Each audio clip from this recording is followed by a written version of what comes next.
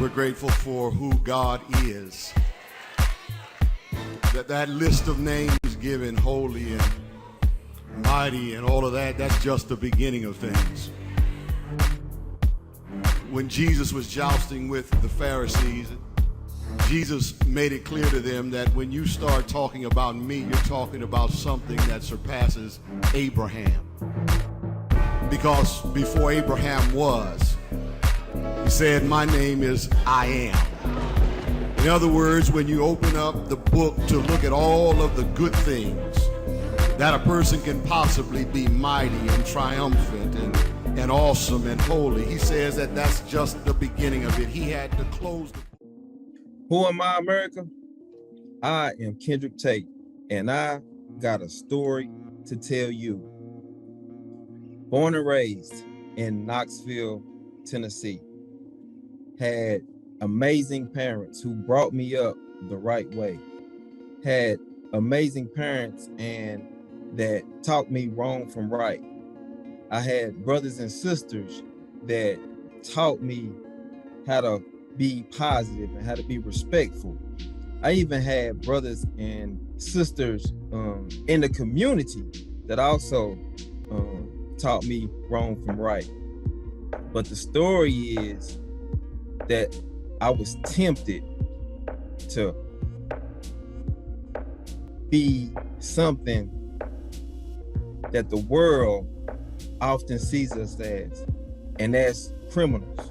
You know, the world sees Black men as a threat, but I was able to overcome all of that. And this story is for the brothers and sisters who don't think there is an out, who don't think that there's only one way out of the hood, so to speak. This is for you. My story is, through all the temptation, through all the obstacles that was put in front of me, I was able to maintain. And I'm happy to say that, you know, I had three brothers and three sisters. And I'm proud to say, like, none of us was never incarcerated. None of us got involved in the system, neither in juvenile nor in the adult system. So my story is, I overcame. And I'm gonna tell you how I overcame. I was able to put my priorities ahead of my needs, so to speak, or my desires, those temptations or whatever. And it was not easy. Let me tell you, it was not easy. But see, I grew up in a time where the OGs was a little different. And I grew up in a predominantly Black neighborhood. We wasn't dirt poor. We had things or whatever, but I knew my mom and dad, like, they scrapped and they scraped for everything, and nothing was given to them. You know, everything that they worked for, they earned, and they passed that on down to us, and which made me kind of respect and appreciate everything that we had, because we never went without. And that's one thing I can say about my parents, who are now dead and gone. Lost my dad when I was 12, lost my mother about 4 years ago on Christmas Eve. She just passed, so still dealing with that grief. But I said all of that to say this: I still made it, right? Because I wanted to make them proud. And going back to the OGs back during my time, because there was a lot going on. I lost cousins to drive-bys. I lost good friends to drive-bys.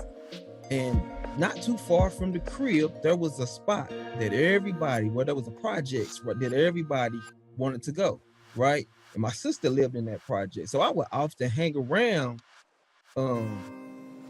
those projects and whatnot, you know, during my downtime or whatever. And the crazy part about it is, when things were about to get hot or blow up, the OGs that knew me told me, "Hey, KT," that's what they call me back back in my young days, or they call me Ken Tate, whichever one preferred. My real name is Kendrick Tate, like I said before, but that's another story for another day. But they would tell me, "Hey, young buck, hey man, you got to bounce. And I'm just like, what? Nah, I want to hang. Nah, man, because we see something in you that you don't even see yourself.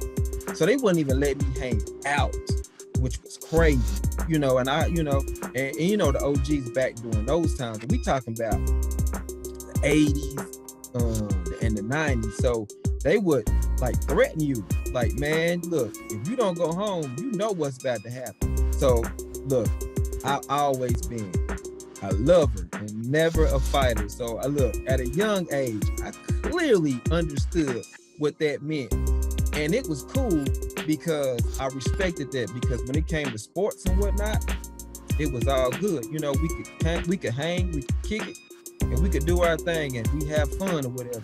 But the moment things in the neighborhood and the streets got a little weird or was about to get suspect and dangerous, hey, they made sure that they took care of me. And a lot of those OGs today, if they're not dead, they are sitting in prison right now, or they are currently like having bad effects, health wise, from the very drugs that they were selling. So, man, I have to give a shout out to all the OGs who helped keep me out of trouble, because my story wouldn't be my story if they hadn't intervened on my behalf.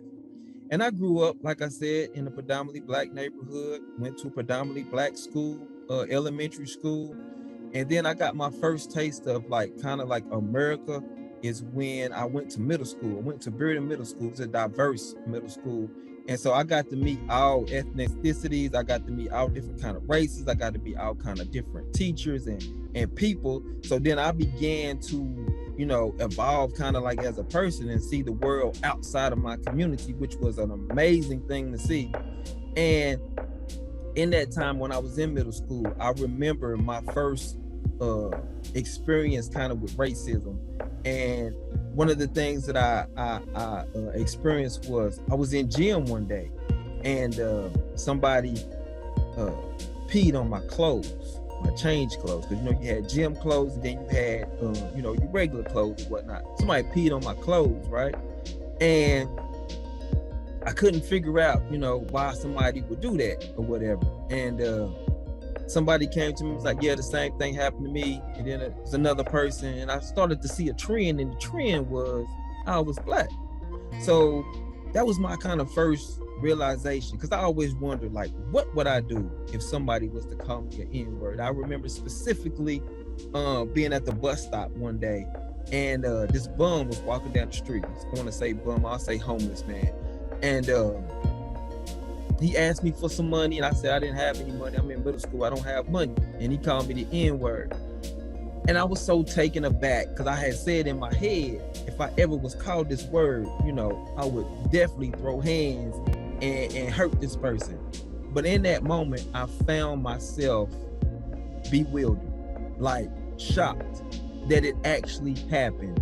And so as I think back of my time in middle school, out of all of the goodness that and all the friends, and I played middle school basketball. We couldn't play. I think they didn't let 6th and 7th graders play. You had to wait till you was like an 8th grader. And so my 8th grade year, me and this other guy, we decided to go out, and man, we were like rock stars at that school. So, from experiencing those things when I was in the 6th and 7th grade, and just kind of being like disrespected, to being like uplifted my 8th grade year, and just, we had popularity. The girls loved us. We were popular when we, days before the game would happen. It was just crazy, because people was like, what you gonna do today? And the amount of awards I won in middle school, it was crazy. And I just knew I was destined for the NBA. But I didn't make it, as you can see, because God had another plan. It was going to put me on another platform to where I was going to be able to succeed, not as an NBA player or NFL player, but I'm going to tell you that later. So stay tuned. So then I went on to high school, and went to Austin East High School, predominantly Black, pretty much all predominantly Black high school in Knoxville, Tennessee, or East Tennessee or whatnot. And I went there because all of my brothers and sisters graduated from Austin East. So it was only right that Kendrick Tate go to Austin East. Went to Austin East, had wonderful experiences. I was with my people, and Austin East was one of those schools that everybody hated, but everybody wanted to go to. It was always said it was bad, and we had a lot of gang violence. And just to put it in perspective, I'm gonna tell you how bad Austin East was. Like right across the street was a funeral home, right? And so a lot of times our classmates would be killed and we would be re-traumatized because as soon as we come out of school, we looking at the funeral home where our classmates are resting. So that whole trauma right there was just, we didn't even understand trauma at that time the way we understand it now, but we were traumatizing ourselves on a day-to-day basis and didn't even know it in the sense when we lost our friends or whatever. And there was a lot of gang violence at Austin East. And even at Austin East, I was still able to steer away from being in those gangs. And I just wanted to be somebody who was cool with everybody. I wanted to respect everybody. And I wanted the same in part. And so I kind of got that by just respecting everybody. Even the gang members felt the same way. And high school was a beautiful experience. The main thing that I regret out of high school is I didn't get to play my senior year. There was an age verification. I got held back 1 year, and then I started school late. So my senior year, it was gonna be my time to shine. I was ineligible to play, and so that right there really hurt me. And but it also prepared me for life moving forward. So that's kind of my story growing up as a young man. And y'all, stay tuned because there's so much more. So that brings me to where I am today. I can honestly say that life has been good to me, and God has been, oh my God, I can't even put it in words what God has done for me in my life. And I'm just sitting here thinking about what he's done, man. It makes me want to get happy, but I ain't gonna get happy. I'm gonna praise him because he's been too good. So currently right now I'm a father of two beautiful young girls. One of them is 21. Her name is Lara. Kyla just turned 16. I have two kings. Preston, he just turned 15. And then I have a newbie. I know I don't look it, but you know what I mean? Yes, I am. Let me go back. I am 47 years old, or should I say years young. And I have an infant too. Yeah, he is 13 months and he is Kyson. Look, COVID baby, unexpected, but hey, these things happen. And I am engaged to a beautiful woman, Danielle Moore. And so we hope to be getting married hopefully within the next year or so. And I do have a plus one. She has a daughter. Her name is Neviana. And so basically I got 3 daughters and 2 sons. So you asked the question, what am I doing today? Well, today I am a juvenile probation officer. Yes, I am currently working with at-risk youth. I'm also a game changer. And this is a program through the YWCA. We focus on educating middle school boys about sexual assault, domestic violence, consent, healthy, unhealthy relationships, and things of that sort. And so we also teach them bystander intervention and how to intervene when it's safe. And so these 2 programs that I'm currently affiliated with and working, I love them from the standpoint I get to talk to young men across this state and in my community about how to be better men. And see what I'm doing, which I never saw myself doing. I never said I would work with at-risk youth. I never said that I would, these are things that was not in the plans. Like I said before, I was hoping to go to the NBA, but that never came to fruition. God had a bigger plan, and this bigger plan consisted of changing people's lives. And so that's what I have dedicated my life to. it's a gift. You know, everybody can't work with young people, and I'm not bragging or anything, but it's just a bold truth. Everybody can't work with youth in this capacity. It takes a special individual. So shout out to all my social workers out there, that especially those that are working with the youth, because you know that takes on a whole nother connotation of of patience, of want to, you know, because we got our own issues ourselves. Our kids have their own issues, and so now we taking on those particular family issues and trying to figure out and come up plans for them. And so the beautiful thing about my job is seeing kids come in when they pick up charges and they be in the worst state. And I'm not going, you know, sugarcoat this from the standpoint that, you know, I work with kids from charges that stem from cigarettes at school to, man, first, second, third degree murders. I've had kids on my caseload that have died. I've attended funerals of my kids that have died. You know, I went to court proceedings of kids that have committed, like I said, first degree murder.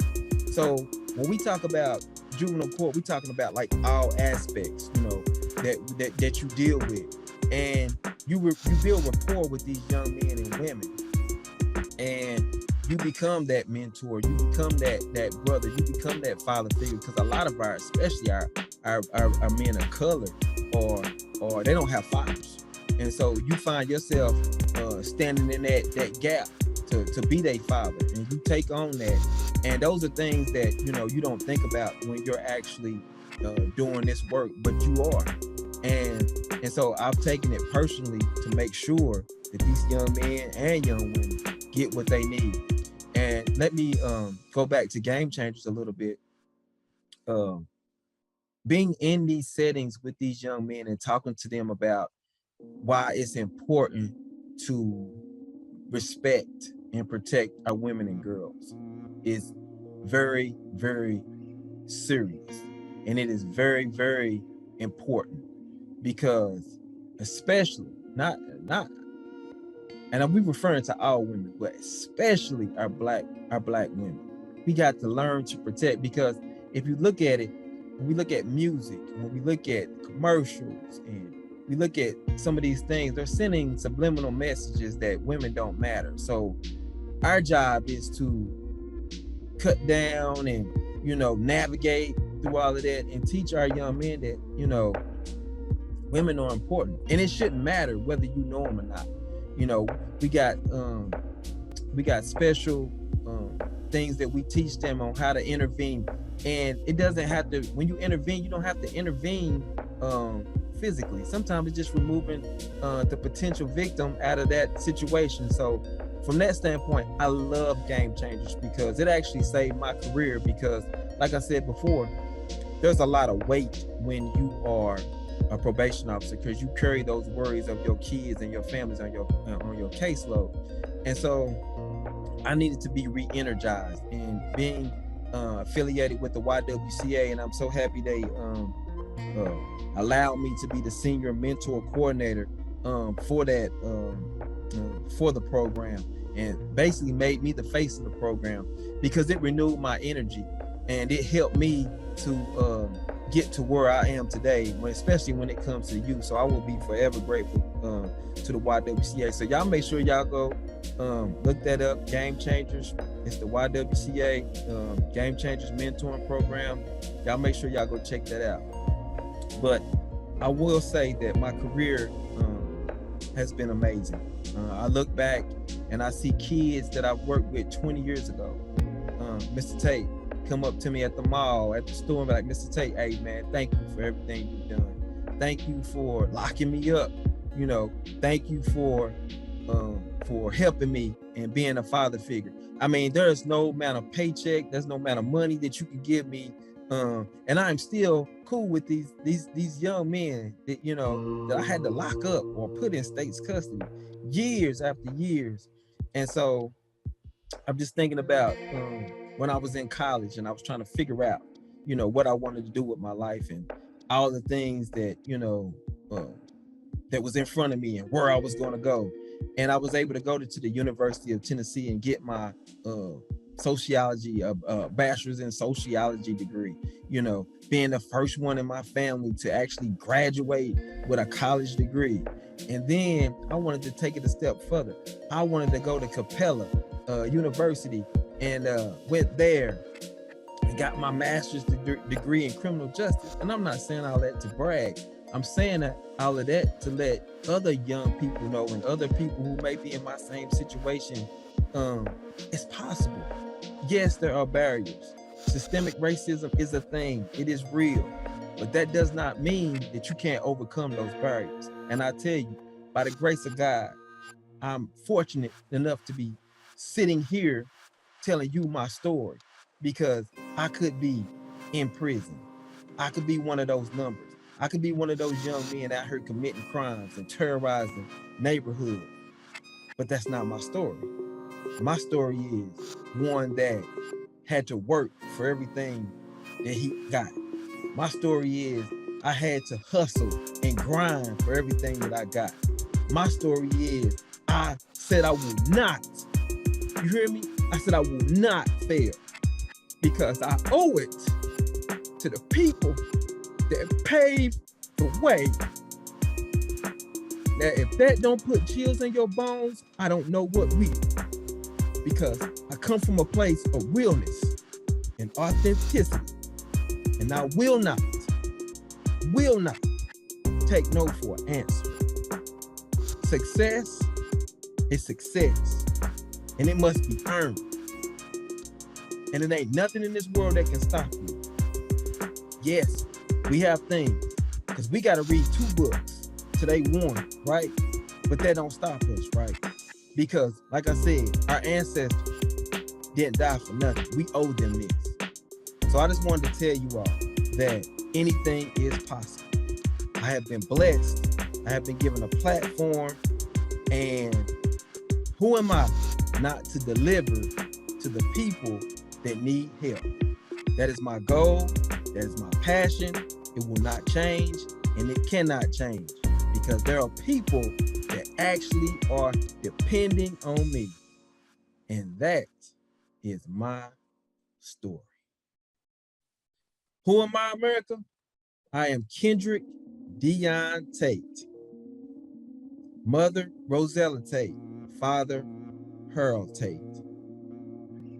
I am a probation officer with Knox County Juvenile Court and a game changer with the YWCA. This has been my story. I hope and pray that it will not fall on deaf ears. And just know,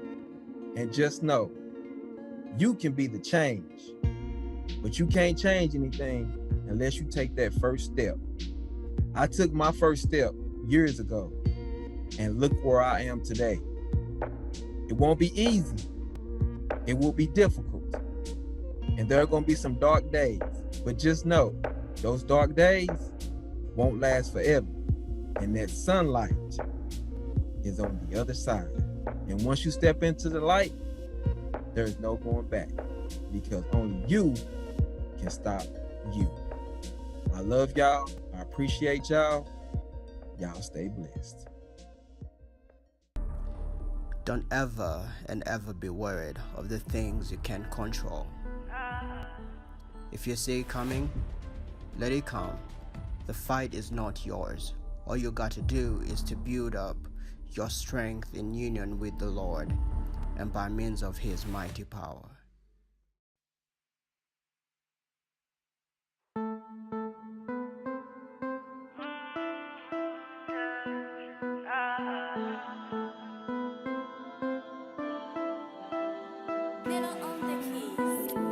You're feeling broken down. The trouble's coming down on you. It's been coming, knocking you down, down, down, down, down, down, down. I wanna tell you there's a God for you. He's coming to raise you up right now. The problems, the troubles will all be solved right now. I know you've been passing through these trials, the forest that hard for you. But I wanna tell you, it's gonna be good for you.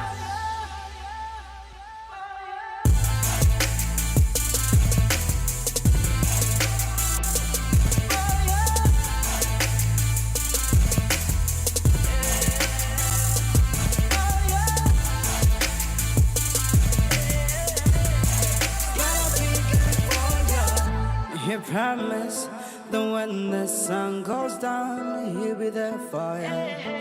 Through the valley of death, through sound I feel.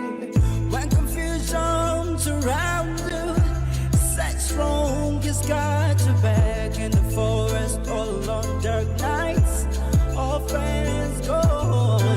Just be still for his time. Hold on when the strong wind blows by. Thunder and lightning scare me good. I know you've been passing through the trials from not so hard for you. But I wanna tell you, be careful of this heart. Perfect fire. Gotta be good, gotta be good, gotta be good, yeah. Gotta be good, gotta be good, gotta be good, yeah. Gotta be perfect no matter what you trouble with. Gotta be good, gotta be good, gotta be good, yeah. I'm telling you, it's gotta be perfect. Perfect, perfect, gotta be perfect, perfect, yeah. Perfect, perfect, perfect, perfect. Gotta be good no matter what you're facing right now. Gotta be good. Gotta be good. So push on, push on, push on, yeah. Move on, move on, move on, move on.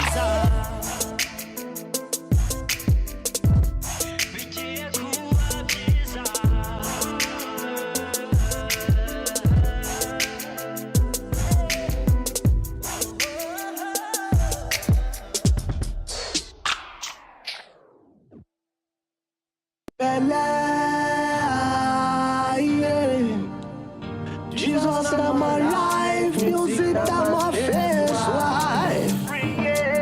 Me and music don't matter when I'm 6 years old. We cut for 5 years, so I was told. But my mama, she raised me up, said if you do it in good song, don't give it up. Me and my first wife hit the stage in 94. Professionally we hard, I came my soul, but they didn't conquer. People suggest divorce if you no blessing the game, then it must be cause I know them anything I only God trust, and I go stay with the game whether I good or was. But with the power from above, where they call with love. Now better at the sea as I speak the word. Cause everything for this life start from spiritual.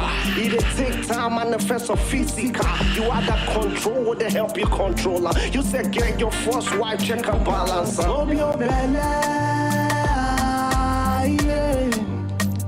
Jesus in my life, music in my face life. Love your belly, don't be manga, yeah.